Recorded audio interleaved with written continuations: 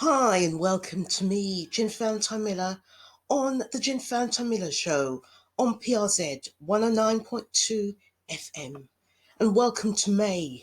May is a month where there are so many headlines, especially on behalf of Christianity. And earlier we heard the trailer for the award-winning film God's Not Dead, another headline. And that film is also available for rental on YouTube. So the title of the show has to be one of those big headlines again. The promises of God. He always keeps them. God always keeps his promises. And as we look at some of the promises and prophecies in the Bible, we can see that many have already been fulfilled. In many cases, the expected happened when God told Pharaoh that he was going to send a plague of frogs, and he did just that in Exodus 8.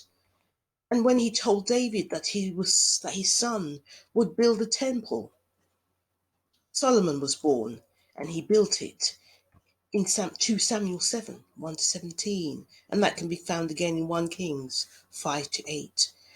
And when God said that Judah would be judged for her unfaithfulness and sent into exile, that's exactly what happened in the book of Jeremiah.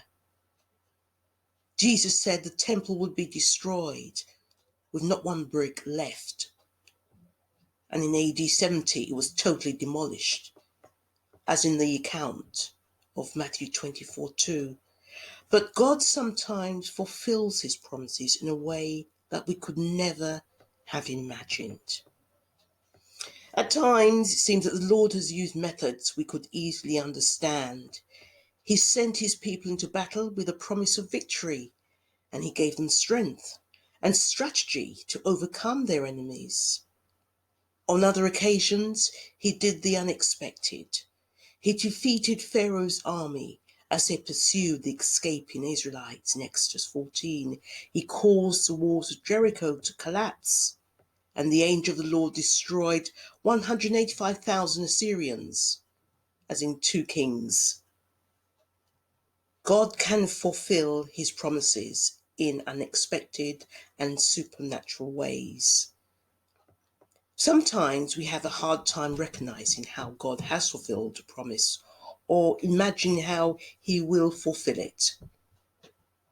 When God promised in the Old Testament that he would send a Messiah, few people expected a Messiah like Jesus. No one expected the way God brought both Jews and Gentiles together into the body of Christ, which is the church. No one anticipated such a long time between the Messiah's work, Jesus, as Redeemer, and his future work as Judge and King. On many occasions, the Apostle Paul used the word mystery to describe the way God's plan of salvation has been fulfilled by Christ. Among these mysteries is the establishment of the church as central to God's plan to fulfill his promises, as can be found in Ephesians 3, 8 to 10. And at the center of God's mysterious fulfillment of promises is Jesus Christ. The Old and the New Testament promises are based on and find their fulfillment in what Christ has done and will do. While we try to figure out how God is going to answer a prayer or fulfill his promise, he's calmly and powerfully working out his plans behind the scenes and in ways for reasons that we may not comprehend. And it should be no surprise that in Isaiah 55, the Lord described our inability to understand his methods. For my thoughts are not your thoughts, neither are your ways my ways, declares the Lord. And as the heavens are higher than the earth, so are my ways higher than your ways, and my thoughts than your thoughts. Although his reasons may elude us, and his methods may surprise us, God always fulfills his promises. As the Apostle Paul said, the foolishness of God is wiser than human wisdom, and the weakness of God is stronger than human strength in 1 Corinthians 1:25. So God fulfills many of his promises in visible ways. The Psalms contain statements about the power of God to bless the righteous with protection, wealth, health, and long life. We would be wrong, though, to expect nothing but physical prosperity in this life. God often shows us his faithfulness by providing invisible spiritual blessings. One look at the life of King David demonstrates this. His life consisted of repeated conflict, family dissension, and physical maladies. Job as well was a righteous man who feared God, yet he suffered a terrible illness and the loss of his family and possessions. Even his closest friends were supportive. They made the mistake of assuming that right living translates into trouble-free life. Yet Job didn't quite despair. He was wise enough not to give up hope in God and stated that this all would turn out for my deliverance, as can be found in the book of Job 13.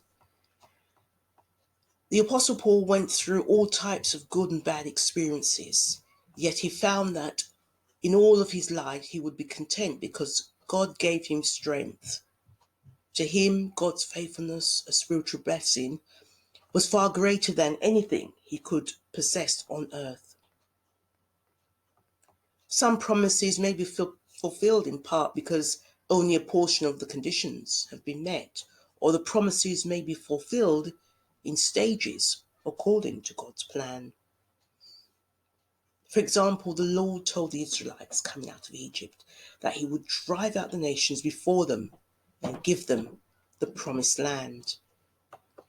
They were to do this in stages, but because they didn't follow God's instructions, they only drove out some of the people and consequently only enjoyed part of God's blessing. The Old Testament promises concerning Jesus, the Messiah, was fulfilled in part with Christ's first coming. Others will be fulfilled when he returns. The prophet spoke of the coming of the king who would be from the line of David, a king who would restore Israel's status as God's special nation. In Jeremiah 33:14-26. Jesus fulfilled a part of the promise about the suffering servant and will one day return to set up his eternal kingdom. Many have difficulty understanding God's timing and how he fulfills his promises. Some people can't wait. Results are expected today or tomorrow, not years from now. As time-bound human beings, we can't grasp God's eternal purposes. The changes of life are part of God's pattern and plan for all ages, but from our perspective, it looks like a tangle of threads. When we don't see his promises becoming reality right now, we become impatient and are tempted to ask hard questions of God. But his timing is best. And Hebrews 11 lists some Old Testament saints who realize that God fulfills his promises according to his time scale. These people lived by faith, believing that God would eventually do all he promised, even if they did not understand why the Lord delayed action for years or even beyond their lifetime. And Abraham is that preeminent example. When God told him to pack his bags and travel to the land of promise, Abraham went, though he did not know where he was going. The Lord told him that he and Sarah would have a child. Yet he waited until their old age to fulfill his word, and Abraham had to imagine a future when his descendants would inherit the promised land. Isaac, Jacob, and Joseph knew of God's promises for their descendants, yet they never saw them fulfilled. Moses knew that the Lord would rescue his people, but he had to wait until he was 80 years old before God used him to lead the Israelites out of Egypt. He even chose mistreatment in the short run so that God would reward him later in the book of Hebrews. All the promises of God are fulfilled in perfect timing according to his wisdom. Many of those promises are fulfilled now. Many wait for fulfillment, and all who trust Christ for forgiveness of sins may receive that forgiveness and a new life immediately, along with many spiritual benefits. And while some people experience the evidence of God's love and care through prosperity of life and good health, others experience the love and strength of God through poverty and sickness. In all cases, though, God is true to his word. He keeps his promises.